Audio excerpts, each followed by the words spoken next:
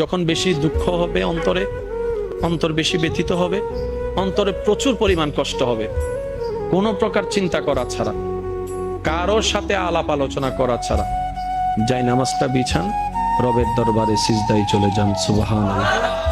চোখটা বন্ধ করেন, চোখের পানি ছাড়তে থাকেন, মন হালকা হতে থাকবে, সিজদায় রবকে বলতে থাকেন, যা বলার বলতে থাকেন, যেভাবে বলার বলতে থাকেন। মনে রাখবেন, আপনার সেই মনের বেতার ভাষা হতে পারে আপনার রক্ত বুঝবে না, আপনার ভালোবাসার মানুষ বুঝবে না, আপনার প্রিয় মানুষ বুঝবে না, কিন্তু আপনি যেভাবেই বলেন না কেন, আপনার প্রত্যেকটা শব্দ আপনার রব্বুল আলামিন বুঝবে।